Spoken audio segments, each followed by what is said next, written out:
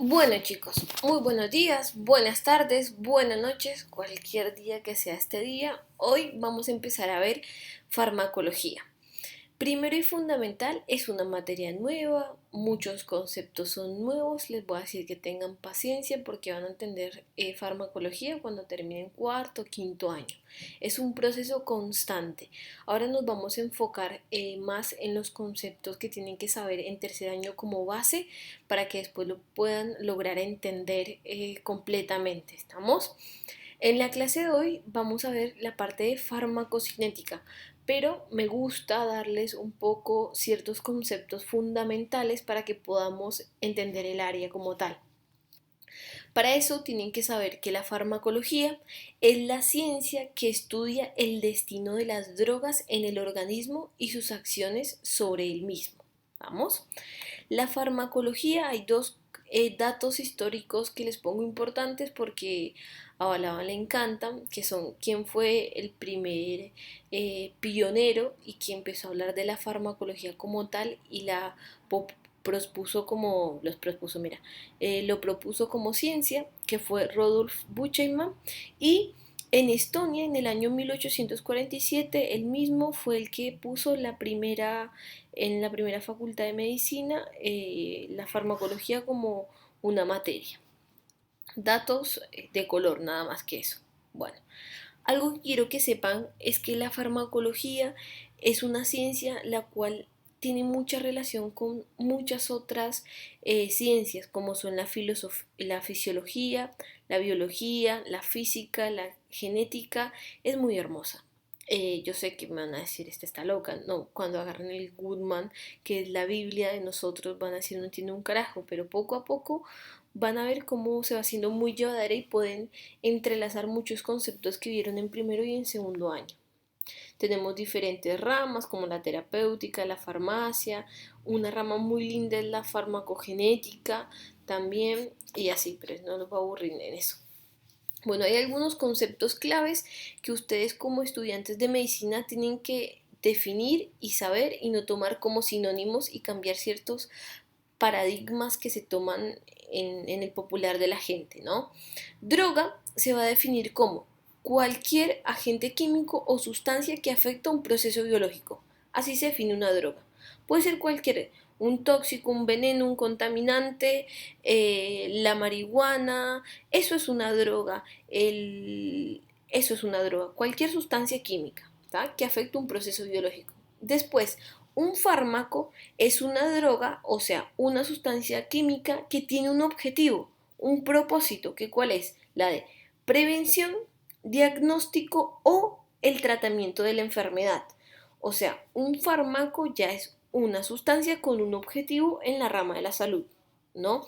Y un medicamento es un producto elaborado para la administración en humanos que contiene al fármaco, que cuando veamos más adelante otros conceptos vamos a ver que es un principio activo junto con excipientes. ¿A qué voy con esto? A que cuando hablamos de un medicamento entra en la definición de una droga. ¿Qué quiero decir? Que cuando hablamos de drogas no solo hablamos de drogas ilegales, porque la gente tiene la connotación de que cuando uno dice droga es una droga ilegal. No, una droga es una sustancia química que afecta a cualquier proceso biológico, que tenemos diferentes tipos de drogas, ¿bien? Ya el medicamento como tal es con un objetivo y que tiene otras sustancias aparte del principio activo. Entonces eso es lo que quiero más que todo, la diferencia que la sepan exponer cuando se les toma el examen, más que el parcial al final. La diferencia de una droga, un fármaco y un medicamento. Bien, el medicamento, como ya lo dije anteriormente, está elaborado para la administración en humanos, consiste el principio activo y junto con excipientes. Y algo que me di cuenta que ustedes fallaban mucho era cuando llegaban a sexto año, cuando yo les tomaba el examen de PFO, es que generalmente no saben qué es la parte química, lo genérico y lo comercial, ¿no? Entonces, químico, el nombre químico es el principio activo, ¿sí? El genérico es como todos hablamos de la misma droga, no hablamos del principio activo, ¿sí? Y el comercial es lo que cada laboratorio le da al nombre. Acá, principio activo se va a definir como la parte de la droga responsable de la acción farmacológica. A ver, no sé, la cocaína es clorhidrato de cocaína, ¿sí? No es la cocaína como tal, porque la cocaína es la planta. Vamos, la coca en realidad es la planta, después sale la cocaína, que es la pasta, y después el principio activo es clorhidrato de cocaína, ¿no? O la atropina también, que viene de la planta, que es la belladona. Eh, las drogas, ese principio activo es otro. ¿Mm? Recuerden que el principio activo es el que te puede estimular un receptor, inhibir un receptor, estimular una bomba y demás. Lo vamos a ir viendo más adelante también. Acá un ejemplo para que entiendan bien la diferencia es el nombre comercial. Cuando ustedes van a comprar dicen deme una buscapina. El nombre genérico en lo cual nosotros estamos obligados a escribir es butil y osina. No tenemos que indicar una buscapina. ¿Por qué? Porque allí estamos dando una elección de qué laboratorio escoger. Y ustedes chicos sepan que es muy importante, y esto es el negocio de las drogas es el negocio más rentable del mundo, más que las armas. Hablo tanto de drogas legales como ilegales, ¿no? Y la cuestión de los laboratorios es algo muy turbio, y nosotros somos los conejillos de indias. Lo que quiero que les digan con eso, cuando ustedes tengan su sellito, pongan el principio, el genérico. ¿Por qué? Porque la persona, según lo que tenga en el bolsillo, va a elegir cuál puede comprar o no, porque ustedes le ponen buscapina, él solo por la receta le pueden dar, el farmacéutico solo le puede dar ese medicamento porque fue el que uno escribió. Entonces él tiene la capacidad de elegir, porque en general lo que nosotros queremos es que tenga ese principio activo, que es el que va a hacer el efecto farmacológico, no el laboratorio. Bueno, y el químico, o sea, la formación química se denomina N-metilbromuro de diosina. Perdón si les hablo un poco, que parezco como que estuviera apapachada, pero es que me quité la cordal, entonces puede que suene un poco feo la voz. Lo más que tengo linda voz, pero bueno, sigamos. Un monofármaco es un medicamento, bien, con un solo principio activo. Ejemplo, la buscapina les puse acá, pero un polifármaco es un medicamento con más de un principio activo. El ejemplo que nunca se, y ustedes lo saben, es el Cura Plus. El Cura Plus tiene AINES como son el paracetamol, tiene pseudoefedrinas y demás y demás principios activos, ¿bien? Entonces puede ser un medicamento monofármaco o polifármaco. Una vez que tuvimos esas definiciones de qué es la farmacología y demás, en nuestro campo, que es el de la medicina, la farmacología va a tener dos ramas fundamentales. Una va a ser la farmacocinética, que es lo que vamos a empezar a desarrollar en esta clase, y la otra va a ser la farmacodinámica. Entonces empecemos con la farmacocinética. Hasta ahora, ¿qué herramienta les di para definirlo? Ustedes me pueden decir que es la rama de la medicina, ¿sí? Si es una rama, la rama de la medicina, mira, es la rama de la farmacología, la cual me estudia ¿qué? Lo que el cuerpo le hace a una droga. Eso es lo que estudia la farmacocinética. En función de dos cosas, del tiempo y de la dosis, que eso lo vamos a ver después más adelante. ¿Y cómo sabemos cuáles son esos procesos que el cuerpo le hace a la droga? Y va a ser el denominado LATME, que es una mnemotecnia. LATME es nada más que el proceso de liberación, absorción, distribución, metabolización y excreción. Este es el denominado LATME, lo que vamos a estudiar. Y acá les abro entre paréntesis, ¿por qué? Porque depende del libro de fármaco que ustedes tengan, el Goodman, de la edición 10 para atrás, no van a leer LATME, sino van a leer ADME, absorción, distribución, metabolización y excreción. También el apunte de la cátedra es un apunte ya viejo y va a aparecer el ADME. Se los aclaro, pero en la edición después de la edición 12 Goodman ya aparece LATME, para que lo sepan, ¿no? A Balaban se lee todas, porque se lee absoluta, cada edición en inglés, él ya se la está leyendo y la tiene. En su casa tiene una colección de todos los Goodman, y, y que él le encanta, de ahora en más ustedes ya saben que el que le encanta leer es la edición 10 del Goodman, tiene una fascinación por esa edición impresionante. otros temas, él actualiza las cosas, pero la forma en los cuales está explicado, yo creo que es una de las mejores ediciones, igual que el Velázquez. Bueno, cerramos paréntesis y sigamos. Les puse, como para que lo sepan y no se les olvide, la farmacocinética que me estudia lo que el organismo le hace al medicamento, porque después en la farmacodinamia, ¿qué es lo que me va a estudiar? Lo que el medicamento le hace al cuerpo. Bien, recordamos LATME: liberación, absorción, distribución, metabolización, excreción en función de la concentración plasmática y lo que hacen a lo largo del tiempo. Esta para mí es el mejor resumen que podemos tener de la farmacocinética. Es un cuadrito que está en el Goodman, que lo traspasé, pero para mí es la mejor forma uno de poder resumir. Lo vamos a ver al comienzo y después lo vamos a ver al final de la clase para interrelacionar todos los conceptos que vimos.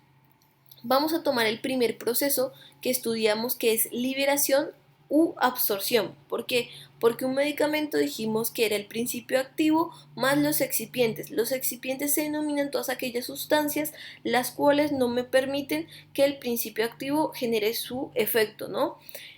Son todas esas sustancias. Hay muchos fármacos los cuales están solamente directamente el principio activo, ¿no? ¿Cómo? Ya lo vamos a ver más adelante. Los fármacos los cuales se utilizan por vía endovenosa no tienen excipientes, pero los fármacos o los medicamentos que se utilizan por vía oral sí tienen excipientes, los cuales disminuyen, retardan el proceso de absorción. Una vez que el fármaco se absorbe, vamos al segundo proceso, que es el proceso de distribución. Es en el cual llega el compartimiento central. De ahora en más, compartimiento central lo vamos a denominar como la sangre, como lo que llega al corazón. Porque desde el corazón, chicos, se bombea a todas las partes del cuerpo, ¿no? Entonces, este fármaco libre es el gran objeto de estudio, porque este fármaco libre puede tener muchas idas y venidas. ¿A qué voy con esto? Este fármaco libre puede ir a reservorios hísticos, o sea, se puede guardar en el cuerpo como lo es en el tejido óseo, como lo es en el tejido adiposo y como lo es en el músculo, pero es una reacción que es reversible, va y vuelve, ¿sí? Este fármaco libre en la sangre puede estar libre o puede estar unido a proteínas, pero el fármaco libre es el que va a ir a un sitio de acción, que puede ser el sitio de acción deseado o no deseado, ya eso es otro tema, ¿no? Pero es el que va a generar el efecto que estamos buscando en la mayoría de los casos, ¿no? Pero este fármaco libre puede hacer también un proceso, que es en el proceso de metabolización, que hacemos una biotransformación. Cuando hacemos el proceso de biotransformación que se metaboliza, ya es una reacción irreversible, ¿sí? Y la ida, el caminito va a ser que se va a eliminar. O también el fármaco libre puede ser eliminado sin pasar por un proceso de biotransformación o metabolización. Pero lo que quiero que también les quede es que una vez que hacemos la metabolización, ya no puede volver a ser un fármaco libre. ¿Estamos? Después lo vamos a ir mencionando a lo largo de la clase y vamos a volver para que ustedes tengan la interpretación. Bien, ahora, ¿qué tenemos que saber? Va para empezar a hablar del primer proceso, que es el proceso de absorción.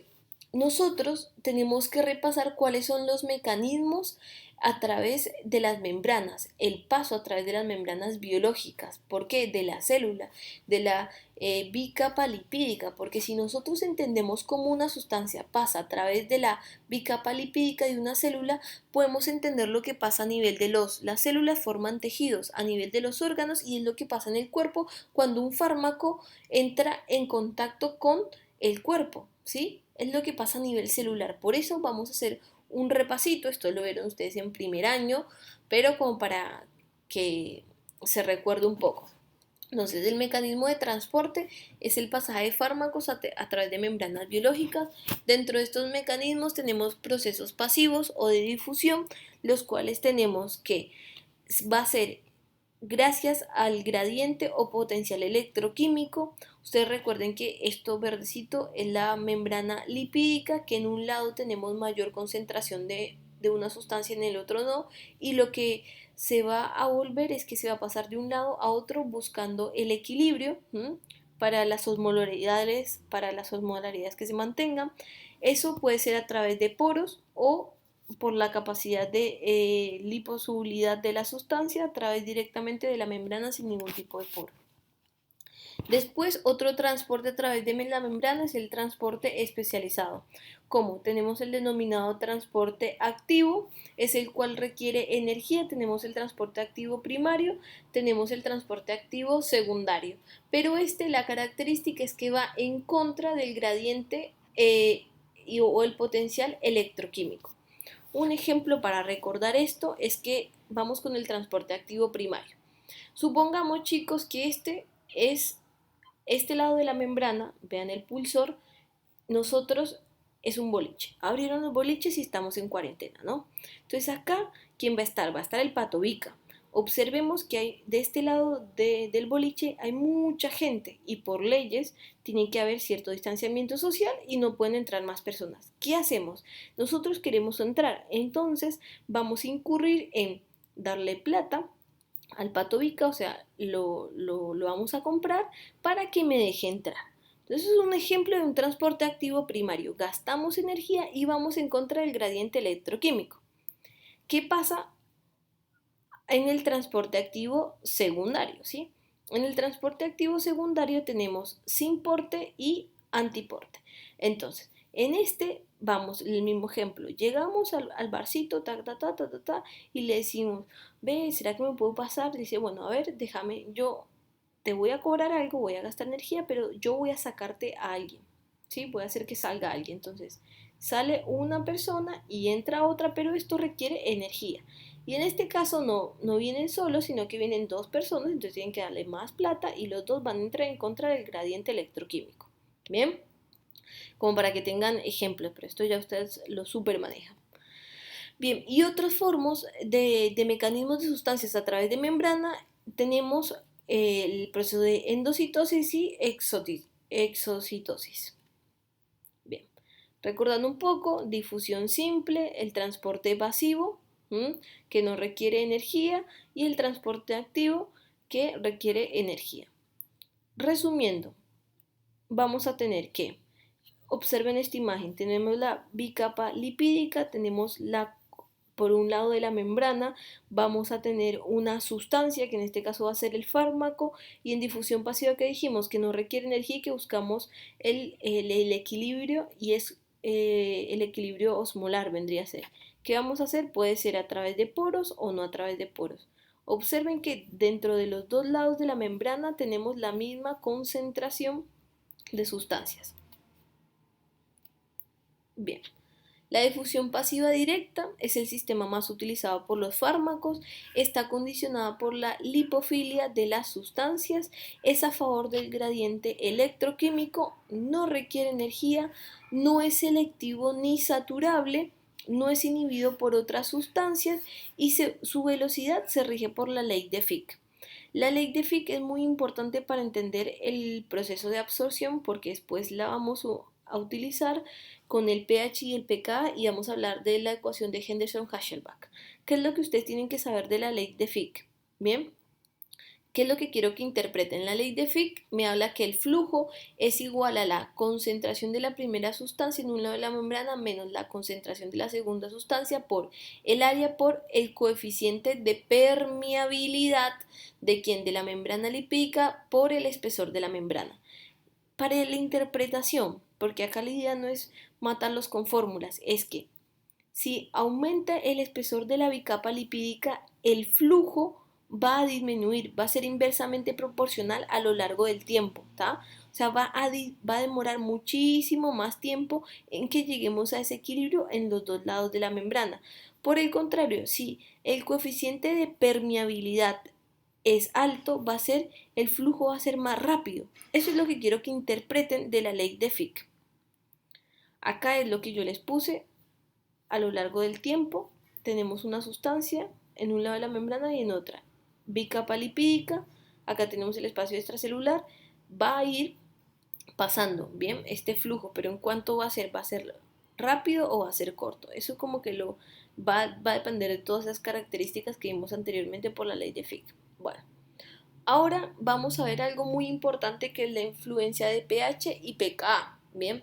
Entonces, el pH es la cantidad de hidrógenos que tiene una sustancia o que tiene un medio, ¿no?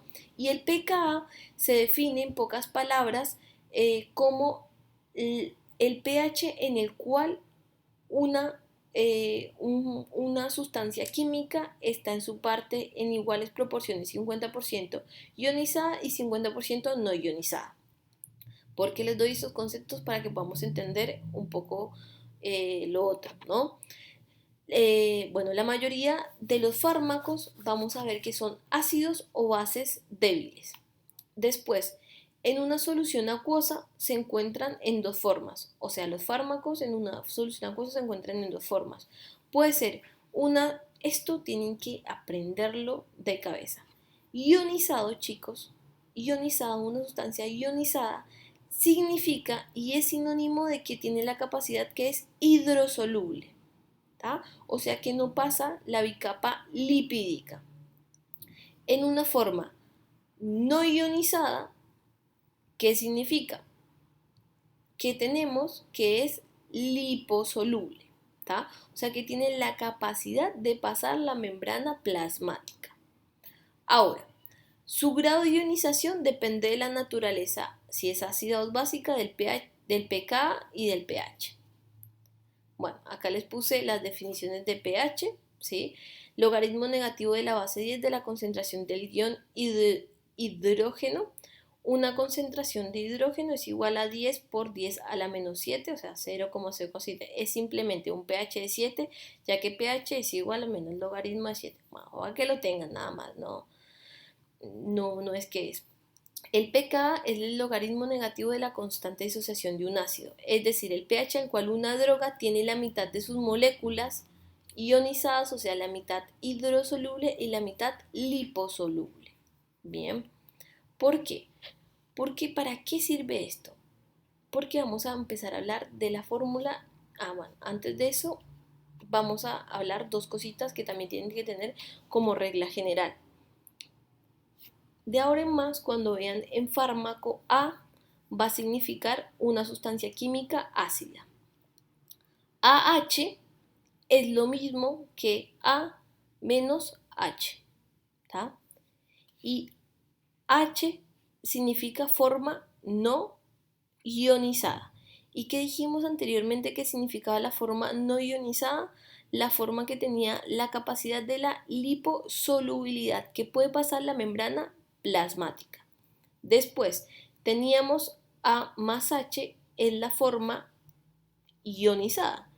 Y la forma ionizada es hidrosoluble. O sea, hidrosoluble no pasa la bicapa lipídica. Ya les voy a explicar por qué. Ahora vamos con las bases. De ahora en más, base va a significar B. Entonces, una base BH es lo mismo que B más H. Pero acá va a cambiar la bola, va a ser todo lo contrario a lo que es el ácido. BH va a ser la parte ionizada, o sea, la forma ionizada. Entonces, la forma ionizada es la forma hidrosoluble. Ahora, B más H es la forma no ionizada, o se va a hacer la forma liposoluble.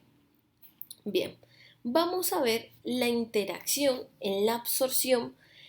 ¿Cómo me va a influir el pH del medio y el pKa de los fármacos? Recordemos, pKa vendría a ser el pH en el cual una sustancia está 50% liposoluble e hidrosoluble, lo mismo que decir 50% ionizada y 50% no ionizada. ¿Cuáles son los pHs que tenemos en nuestro cuerpo? El jugo gástrico es un pH ácido, ¿sí? O sea, con muchísima cantidad de hidrógeno. El duodeno es más básico, el intestino delgado más básico, el intestino grueso más básico, el plasma sanguíneo 7.4, el líquido cefalorraquídeo 7.3, la orina 4 a 8 puede variar, la leche materna 6.4, el líquido prostático 6.5, el flujo vaginal va a ser un poco bastante ácido. ¿Estamos? Y ahora acá les voy a dar un ejemplo del pKa de diferentes fármacos, como tenemos básicos débiles, como lo es el diazepam, ¿tá? y ácidos débiles como es el ácido acetil salicílico, que no es otra cosa más que la aspirina. Bien, ahora sí vamos a hablar de mi querida fórmula de ecuación de Henderson-Hasselbalch. Henderson-Hasselbalch puso esta fórmula matemática, que la fórmula matemática no hay que tenerle miedo, es una comprobación de lo que pasa a nivel del cuerpo, es una hermosura, man. Van a decir una hermosura, esta está loca. Bueno, el pH, dice la fórmula, es igual al pKa más el logaritmo de qué, digamos, tomamos como ejemplo la sustancia ácida, acuérdense A, que A significa la forma no ionizada ionizada sobre la forma no ionizada, que es AH. ¿Estamos? Esta es la ecuación. ¿Qué pasa si uno pasa, este es el igual, de un lado al otro lado? Si está más, pasa menos, ¿sí? Entonces vamos a tener que el pH menos el pKa es igual al logaritmo de la forma ionizada sobre la forma no ionizada. ¿Vamos? Eso me quiere decir que si yo sé el pH del medio en el cual voy a dar la sustancia farmacológica, el fármaco, menos el pKa, y pongo el logaritmo, voy a saber cuánto porcentaje del fármaco voy a tener en forma ionizada y no ionizada, chicos. Para eso me sirve la ecuación de Henderson-Hasselbalch. Hay un ejercicio que lo pueden seguir en el Goodman, que está bastante interesante, que te lo hace sobre el ácido acetil salicílico, sobre el pKa, que es 4.4. Después, si quieren, podemos hacer ejercicios, pero esto es como para que sepan, empiezan a saber ya las definiciones.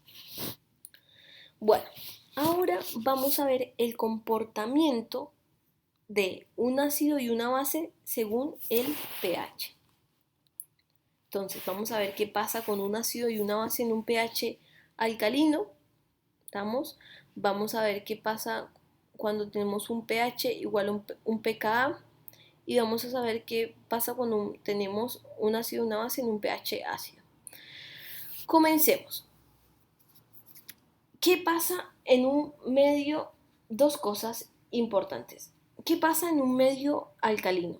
¿Qué le falta a un medio alcalino? Hidrógeno, ¿no? Si tenemos un ácido, como en este caso el ácido acetilsalicílico, que es la aspirina, y la tenemos de esta forma, ¿qué significaba? La forma no ionizada. Y forma no ionizada significa liposoluble.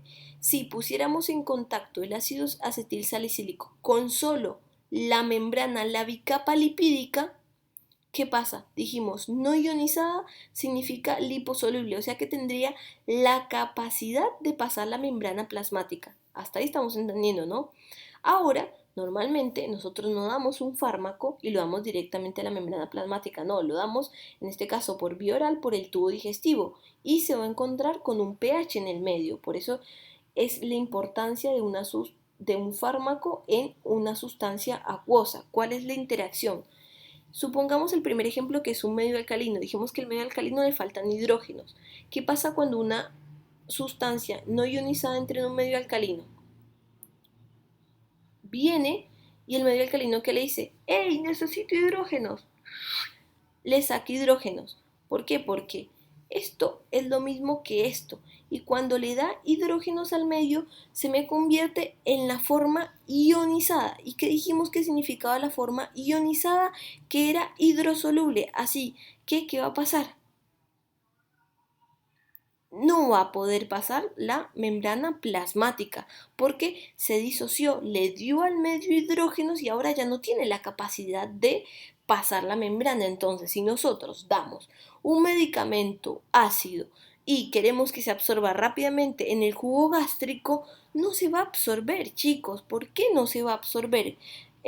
No, perdón, en un medio alcalino, no, el estómago tiene ácido, no. Si damos, digamos, un medicamento en un medio alcalino, no se va a absorber. ¿Por qué? Porque le va a dar al medio de los hidrógenos, va a cambiar la forma y va a ser una forma ionizada y entonces va a perder la capacidad de pasar y se vuelve hidrosoluble. Ahora veamos qué es lo que pasa si yo doy la molécula en un medio ácido. En un medio ácido, ¿requiere hidrógenos? ¿Qué dicen ustedes? No, no requiere hidrógeno. Entonces, ¿qué pasaría si yo doy esta misma molécula que dijimos que AH, ¿qué significaba AH? Significa no ionizada, ¿sí? No ionizada significa liposoluble en un medio ácido. Aquí pasa directamente porque el medio no le hace ningún cambio a la molécula, ¿sí? Entonces, ahora sí va el ejemplo que decía anteriormente que me adelanté. ¿Qué pasa cuando damos la aspirina? La aspirina, ¿dónde se va a absorber muchísimo mejor? ¿Sí? Se va a absorber a nivel de el estómago, porque el estómago, vimos anteriormente en los pH del cuerpo, era un pH ácido. ¿Estamos? Entonces se va a absorber, va a pasar la membrana. Bien, por eso es la importancia y la interacción de los conceptos que vimos, pH, pKa y la ecuación de Henderson-Hasselbalch junto con la ley de Fick, ¿no? Que te permiten hacer esta interpretación cuando yo doy un fármaco. Espero que me sigan. Me gustan estas clases personales porque todas las preguntas surgen. Si no, bueno, devuelven el videito y me vuelven y me escuchan. Bueno, y acá se vuelve a disociar, ¿sí? Y entonces cuando se disocia se va a pasar a la parte ionizada y sería la parte hidrosoluble. Esto, cuando se disocia, es lo que se denomina la trampa iónica, ¿tá? Ahora vamos con otro fármaco. Pongamos una base, un clonazepam, papá. Bueno, vamos con el clonazepam en el medio alcalino. El medio alcalino, ¿qué dijimos? Bueno, vamos por partes primero, para que no se me pierdan. Recuerden que las bases es al revés de las ácidas, ¿no? Entonces, base dijimos que si vemos una sustancia que es B, era básica. BH, ¿qué significaba? BH significa ionizada, o sea, significa hidrosoluble. ¿Estamos? O sea, que no puede pasar la membrana plasmática. B más H significa no ionizada, ¿sí? Entonces, no ionizada, ¿qué significa? Que tiene la capacidad de, ¿qué? Liposolubilidad. Vamos a ver, el medio alcalino, en realidad, ¿qué dicen ustedes el medio alcalino? ¿Que requiere o no requiere hidrógenos? El medio alcalino quiere hidrógenos, ¿no? Entonces, vamos con la base. Vamos a empezar con esta parte de acá. Vamos con la sustancia que es la liposoluble, la que nosotros daríamos, ¿no? O sea, la aporte no ionizada. La ponemos en el medio alcalino, ¿sí? ¿Y qué pasa en el medio alcalino? Va a pasar. ¿Por qué? Porque tiene la capacidad de liposolubilidad, ya que no me hace ningún tipo de alteración.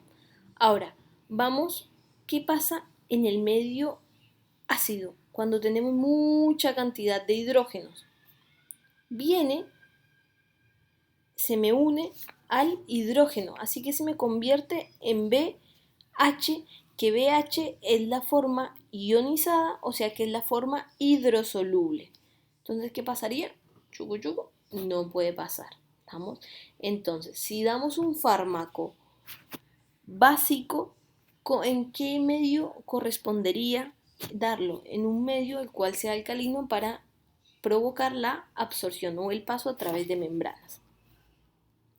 Bueno, resumiendo, chicos, la difusión facilitada, o antes de eso, es lo que quiero que interpreten, cómo hagan ejercicios y hagan ejercicios para que les pueda saber cómo va a influir el pH, el pKa, ¿sí? Y la solución y el fármaco para que sean absorbidos, ¿no? Bueno, sigamos. La difusión facilitada requiere proteínas transportadoras específicas, como los denominados carriers. Se realiza a favor de un gradiente de concentración. Es específico y saturable, ¿sí? Pueden producirse fenómenos de competición, no requiere energía. Acá algunos ejemplos son los glúcidos, los aminoácidos, los neurotransmisores, las purinas, las primidinas, los iones metálicos. ¿Vamos? acá viene, tugu, se une al carry, taqui taqui y chao, lo pasa, ¿tá? Como si fuera un peaje. Un peaje tiene una capacidad, es para cierto tipo de autos, así, más o menos. Bueno. Vamos a hablar ahora del transporte activo. El transporte activo requiere energía y transportadores específicos. Es específico y saturable, puede producirse fenómenos de competición, que lo vamos a ver más adelante. Es en contra del gradiente electroquímico, acuérdense del Pato Vick en cuarentena.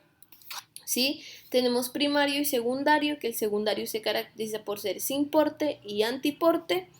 Y la importancia en el transporte de compuestos endógenos, pocos fármacos pasan por transporte activo, ¿no? El ejemplo clásico es la bomba sodio-potasio ATPasa. ¿Tá? Bien, ya lo dijimos este diapositivo anteriormente. Entonces, ya empezamos a hablar un poco de lo que es el proceso de absorción, como si entendíamos cómo pasaba una sustancia a través de la membrana, podemos interpretar cómo un fármaco pasa a través de los tejidos y lo que pasa a nivel del órgano. Por ende, definimos la absorción como el proceso que estudia el ingreso de los fármacos en el organismo desde su lugar de administración. Denota la rapidez con la que un fármaco sale de su sitio de administración y el grado en el que lo hace. Entonces, la absorción me va a estudiar todo lo que repetimos anteriormente. Pero hay factores, chicos, que tienen que saber que modifican el proceso de absorción.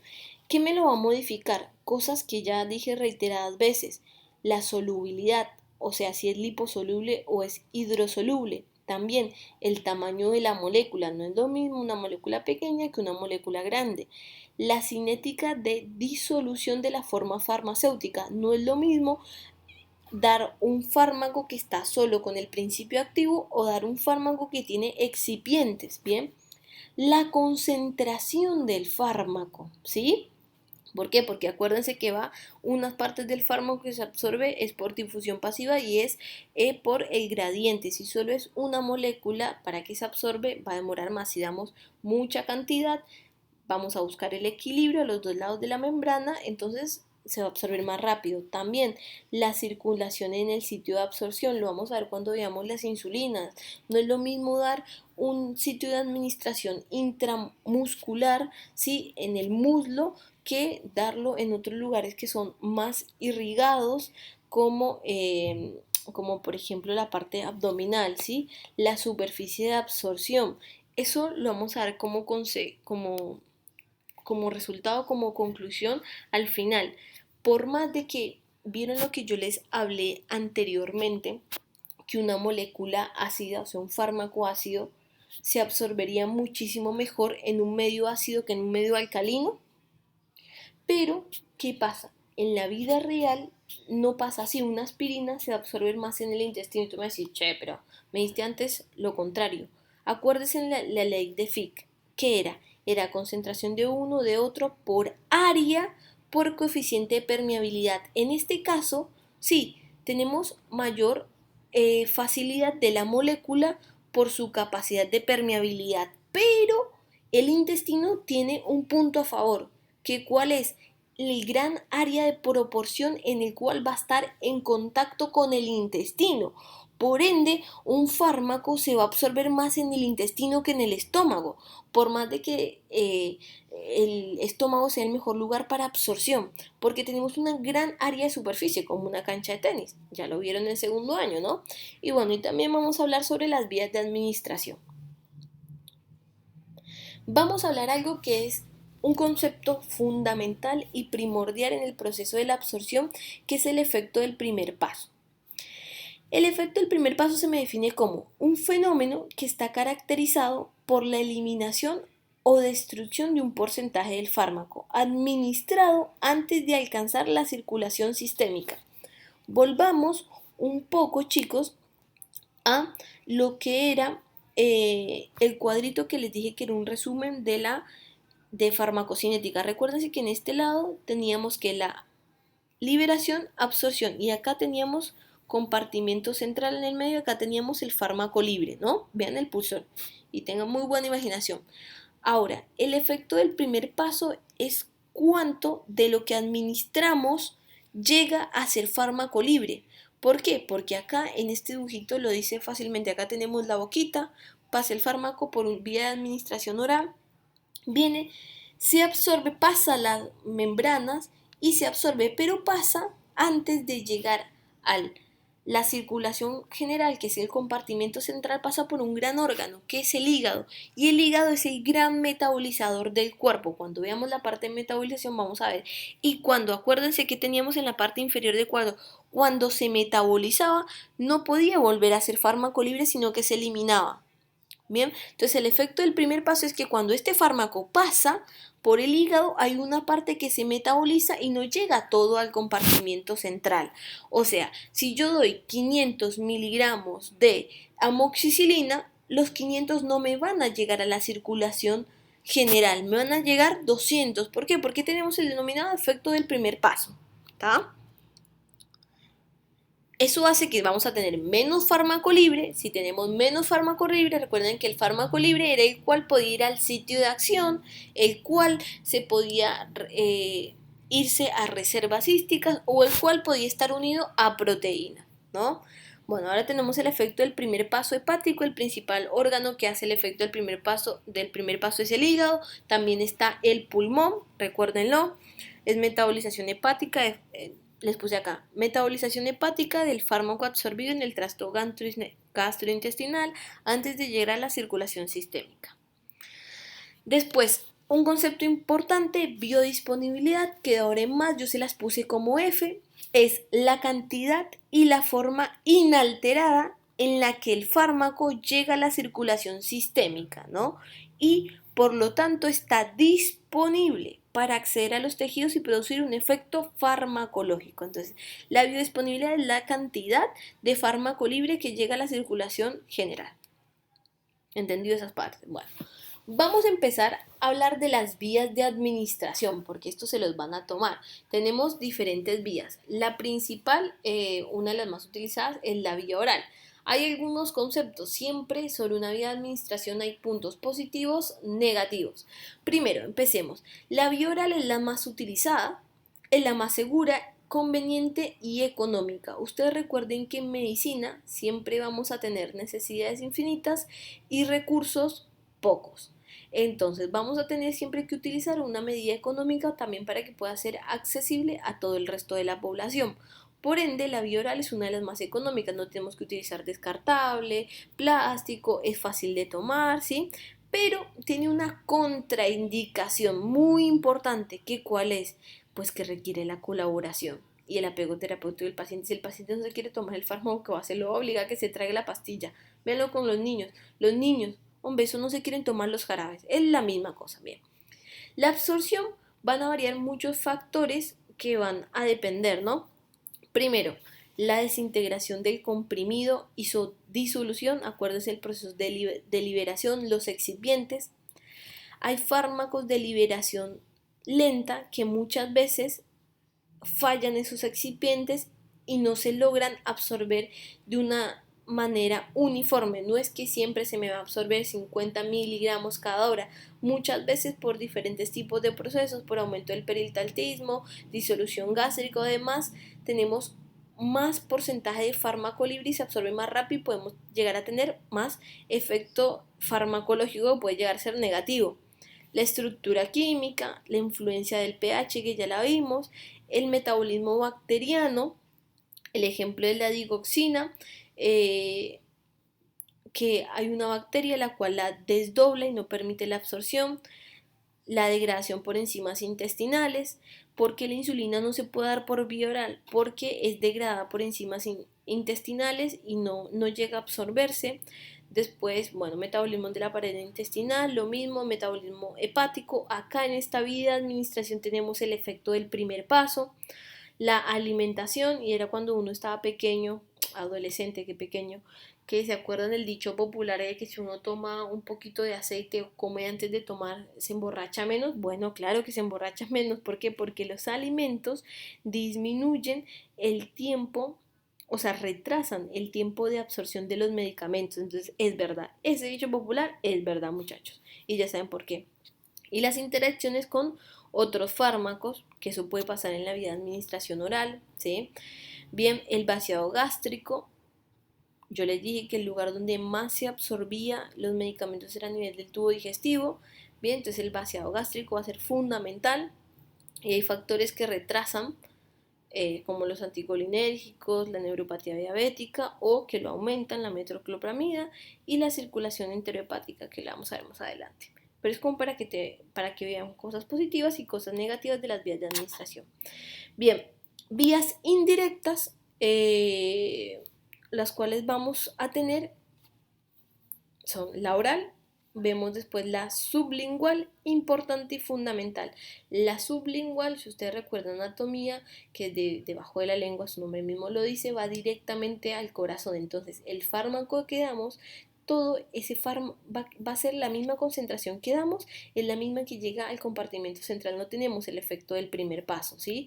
Su utilidad es que es muy rápido, chicos, en 5 o 10 minutos el paciente ya le está haciendo el efecto farmacológico deseado. En cambio, en la absorción vía oral, mientras llega al estómago, pasa el vaciamiento gástrico como unos 30 minutos y se absorbe, va a demorar, ¿sí?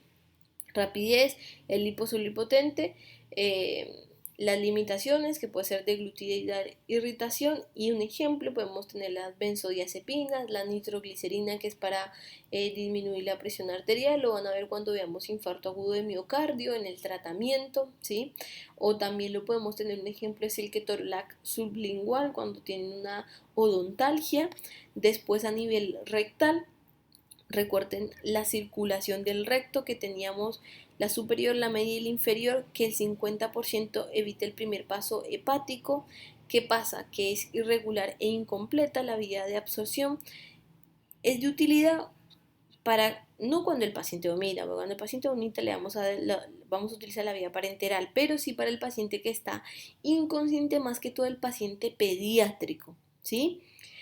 Esto se utiliza mucho cuando le damos al paciente pediátrico que esté en un estado epiléptico. Uno no le puede poner una vía porque le necesita un montón, las venitas son súper frágiles, me ha pasado, y ya vienen ampollas endorrectales en las cuales tienen 5 mililitros de diazepam y uno se las pone por vía rectal, chicos. Santo remedio, se absorbe el niño como me ha pasado. Me acuerdo tanto, un 31 de diciembre del año pasado estaba de guardia, me quedó una nena, 2 añitos, con una crisis epiléptica. Ay, por favor, nunca se me va a olvidar en mi vida. No paraba esa niña de convulsionar. No le podemos poner vía nada, vía rectal. Santo remedio. Después, la respiratoria, absorción rápida también, y evita el primer paso hepático, pero también tenemos un primer paso pulmonar, pero es en menor grado. Utilidad, generalmente se utiliza para anestesias locales o en pacientes para tratamiento con EPOC o asma. Limitaciones, que tiene reacciones locales y poco sistémicas. Bueno, ejemplos: vías respiratorias, broncodilatadores, corticoides, el salbutamol y eso. Bueno, cutánea, que pasa efectos locales en la piel y la mucosa, evita el primer paso hepático. Utilidad para efectos locales, ¿sí? O sistémicos. Limitaciones, efectos sistémicos no deseados, y ejemplos tenemos antibióticos en crema, corticoides, la dexametasona, algún tipo de hormonas sexuales, como lo son para el tratamiento de los anticonceptivos de los denominados parches, ¿sí? O muy importante, chicos, la escopolamina, que acuérdense que es un medicamento que lo utilizan para dormir a la gente, para robarle y demás, ¿no? Cuando veamos en su momento eh, analgesia y todo lo demás, vamos a ver cómo lo utilizan. Bueno, y ocular, la absorción evita el primer paso hepático, tiene efectos locales, efectos sistémicos, bueno, no se utiliza tanto. Tu cuadrito como para un resumen para que ustedes lo tengan. Bueno, las vías directas, ¿a qué se llama directa? Que el fármaco que damos va a tener una biodisponibilidad de 1. Sí o sí, porque ya vamos a estar. Recuerden que dijimos que la biodisponibilidad era cuánto fármaco libre llegaba al compartimento central. En las vías indirectas vamos a llegar al compartimento central, más que todo en la intravenosa. Tomen esto como en la intravenosa, que la biodisponibilidad es de 1, o sea, de un 100%. Bien, es adecuada para fármacos solubilizados, evita el proceso de absorción, o sea que acá ya directamente estamos en el compartimento cerebral. Es adecuada para grandes volúmenes y sustancias irritantes, pero grandes, muchos grandes volúmenes. Imagínense que uno, en la vía parenteral, que es de mantenimiento de la hidratación de una persona que no puede utilizar la vía oral para un prequirúrgico nada más, es de 2.500 mililitros, o sea, de 2 a 3 litros pasas por vena.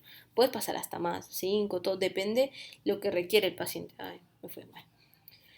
Utilidad: es rápido en acción, es útil en emergencias y permite ajustar la dosis. Limitaciones: tiene que ser un personal especializado, no cualquiera te agarra la arteria, ¿sí?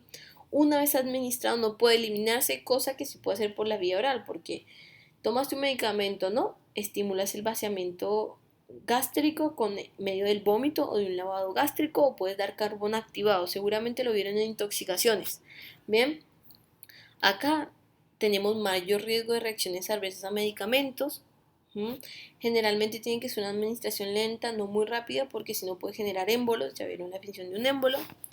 No es adecuada para soluciones oleosas o en suspensión.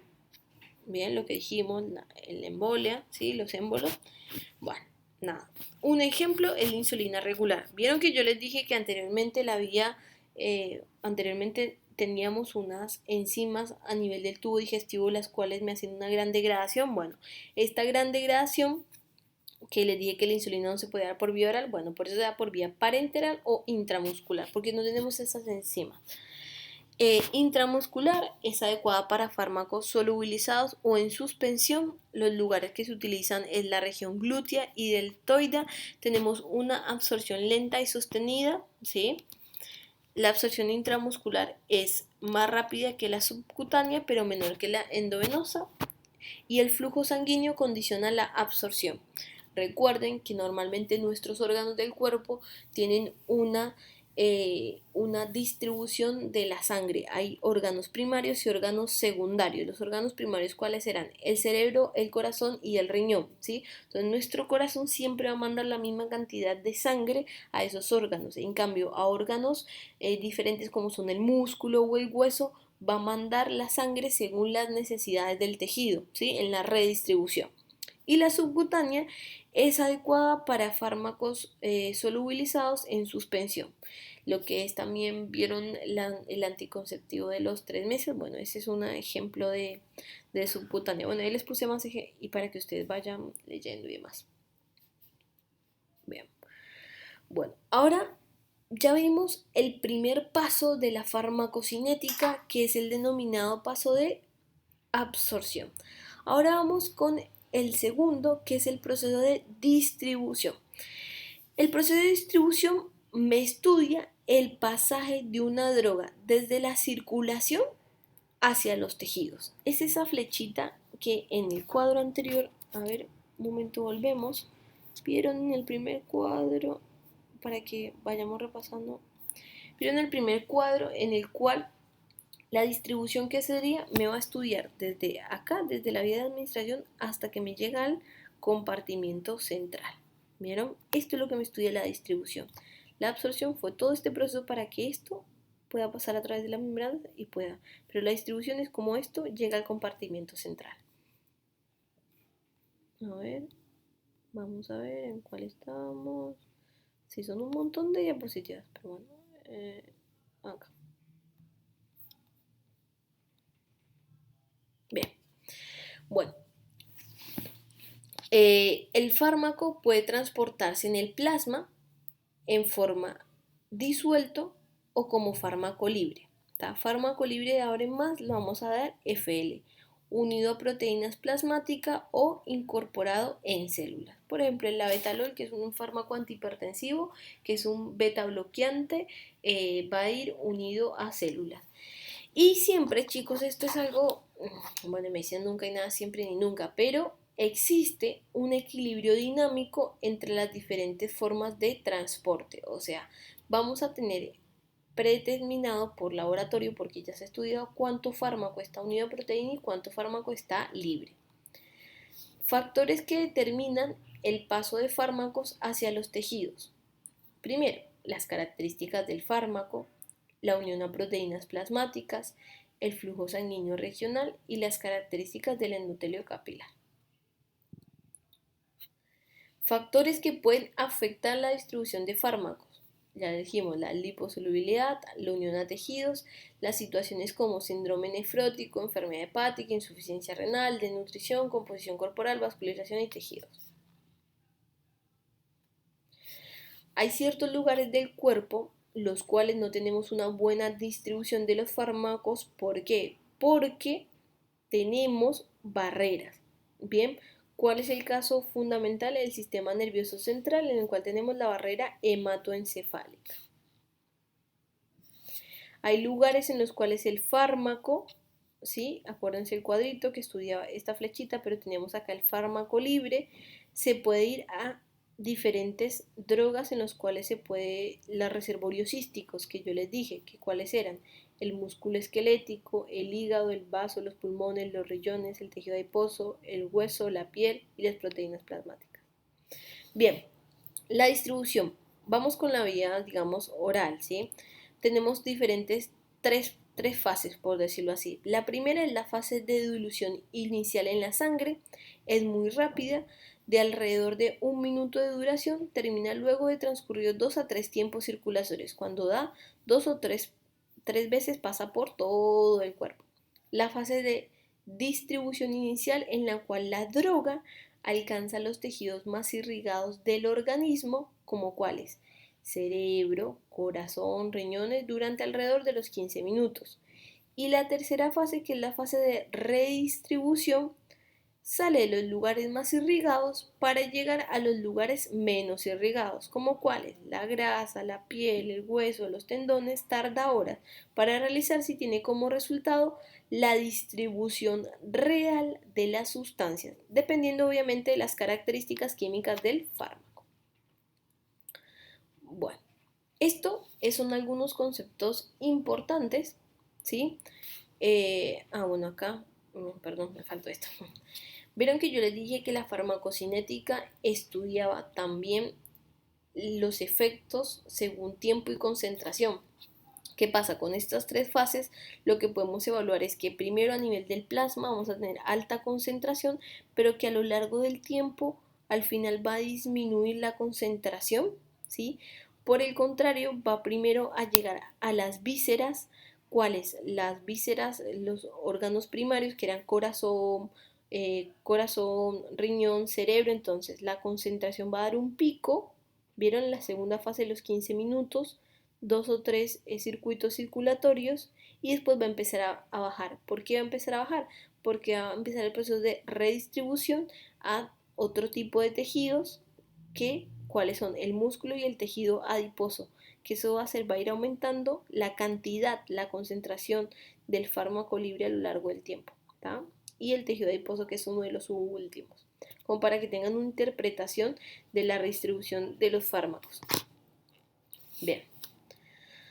Ahora, yo les dije que los fármacos pueden estar en el cuadrito, volvamos con el cuadrito de la imaginación, fármaco libre puede estar unido acá a esta parte, unido a proteína. Entonces, va a ser de ahora en más fármaco unido a proteína plasmática. Algunos conceptos importantes. La unión es generalmente lábil y reversible. Acuérdense que yo les dije que era reversible esta unión, por eso les puse las dos flechitas. El proceso es saturable. ¿Por qué es saturable? Porque tenemos una concentración de proteína, no tenemos ni más ni menos en nuestro cuerpo. Recuerden que solo la fracción libre puede acceder a los receptores, ser metabolizada y excretada. Por eso en la figurita teníamos fármaco libre que podía ir al sitio de acción, o podía hacer el proceso de biotransformación, metabolización y excreción, o podía ir a la reservaística, ¿tá? Y existe el equilibrio dinámico entre fármaco libre y fracción unida a proteínas plasmáticas. Pero este equilibrio, ¿en qué quiere decir que es dinámico? Les voy a dar el ejemplo. Hay ciertos fármacos los cuales te dicen que el 90% va a estar unido a proteínas y el 10% va a ser libre. O sea, yo doy 100 miligramos de ibuprofeno. Del ibuprofeno voy a decir que el 60% va a estar unido a proteína y el 40% va a estar libre. Hacemos el efecto del primer paso, ¿sí? Hagámoslo 150. 150 de ibuprofeno. Hacemos el efecto del primer paso, se me quitan 50 y como fármaco libre me quedan 100. De esos 100, si yo les dije que el 60 era unido a proteínas y el 40 iba al sitio de acción. Cuando hablamos de este equilibrio es dinámico, en un primer momento, vamos a tener que 40 miligramos van a ser los que van a ir al sitio de acción. ¿Por qué? Porque son la parte del fármaco libre. Una vez que lleguen al sitio de acción y después se me metabolicen, el equilibrio se tiene que volver a hacer. Entonces, de ese 60 miligramos vamos a tener que, ¿cuánto es el 60%? El 60% va a estar unido a proteínas y el 40% va a estar libre. Y así sucesivamente. En porcentajes es lo que va a ser equilibrado, no en concentración que dimos. Es lo que quiero que puedan entender. Espero que lo hayan cachado, ¿no? Y así sucesivamente va a ser por porcentajes. Eso ya está predeterminado en los fármacos cuando se estudian cuántos van a estar unidos a proteínas y cuántos no. Por eso también las dosis van a variar cuando las damos. Bien, albúmina es la proteína más importante con la cual tenemos más unión de los fármacos, ¿sí? Tenemos 4 gramos litro, es mayor se fija más con lo que son fármacos ácidos, como la warfarina, que es un anticoagulante, ¿bien? Y tenemos glucoproteínas alfa 1 ácida, y está fija principalmente fármacos básicos, como la lidocaína, que es un anestésico local, el propanolol y demás. Bueno, y tenemos las lipoproteínas, que su concentración va a depender según el sexo, la edad, la dieta y los procesos patológicos, y se une más que todo a bases débiles, y una sustancia muy liposoluble. Acá, esto es lo que yo les he integrado en unas proteínas plasmáticas y ejemplos. Acá tenemos que estas drogas tienen un escaso unión a proteínas plasmáticas, menos del 50% de lo que es el fármaco que llega al compartimento central va a estar unido a proteínas. Tenemos fármacos como la aspirina, la heparina y el propanolol, las cuales van a tener un alto unión a proteínas de un 50 o un 90% de lo que llegue al compartimento central, ¿no? Alto, van a tener una alta unión a proteínas, lo que son la warfarina, el ibuprofeno, como les dije anteriormente, la furosemida, ¿sí? Pero bueno, acá alto es de 90 a 98, yo lo que leí anterior. Y muy alto es más del 98%, o sea que lo que vamos a tener siempre de fármaco libre es el 1% de lo que hay a nivel central, del compartimento central, la doxiciclina, el diazepam y el dicumarol. Relación fármaco libre, fármaco unido a proteína. Podemos tener alteraciones. Estas alteraciones pueden ser como un paciente que tiene hipoproteinemias, ¿sí? O que puede pasar a un paciente desnutrido. Un paciente desnutrido tiene poca concentración de proteínas, entonces no podemos tener grandes proteínas, y si damos un fármaco el cual tiene gran unión a proteínas, vamos a tener que como resultado que como no se me va a poder unir, vamos a tener mayor cantidad de fármaco libre, pero si tenemos mayor cantidad de fármaco libre, vamos a tener como resultado más efecto terapéutico, pero recuerden que el efecto terapéutico puede ser algo contradictorio y algo no beneficioso para el cuerpo. Puede tener ya efectos adversos, como cuando uno tiene una intoxicación, cuando te pasas de la concentración máxima soportada por el cuerpo. Y después, aquí esto influye mucho para entender lo que son las interacciones farmacológicas. Bien, los fármacos que tienen un alto porcentaje de unión a proteínas plasmáticas pueden ser desplazados por otras sustancias, aumentando la capacidad de fármacos libres, porque aquí está lo que cuando se compiten, ¿sí? Cuando damos dos fármacos que se unen, los dos tienen alta unión a proteína, a la misma proteína, en este caso la albúmina, van a competir. Cuando generan ese proceso de competición, si teníamos ya dando antes un fármaco, ¿sí? No sé, la warfarina, que es un anticoagulante, y decimos que el 90% está unido a proteínas y le damos otro, por ejemplo, un diazepam, porque está excitado el paciente, ¿qué va a hacer? El diazepam le va a ganar. Entonces me va a correr la warfarina, pero la warfarina, si tenemos más fármaco libre, más efecto terapéutico, entonces más anticoagulante. ¿Qué quiere decir? Que este paciente va caminando, se choca, se pega sin querer en la puerta y se puede generar una hemorragia. ¿Por qué? Porque tenemos más fármaco libre que hace un cambio, una drogación, una alteración. Eso es como para que lo tengan. Bueno, más ejemplos que tenemos. Stop. Hasta aquí esta clase para que me entiendan un poquito, ¿sí? Y vamos a hacer un poco el resumen de lo que vamos con mi cuadrito preferido. Como resultado, chicos, de lo que hemos visto hasta ahora, vimos la liberación por los excipientes, los procesos de absorción, de lo importante que influye el pH, el pKa, la fórmula de Henderson-Hasselbalch para poder hacer la interpretación.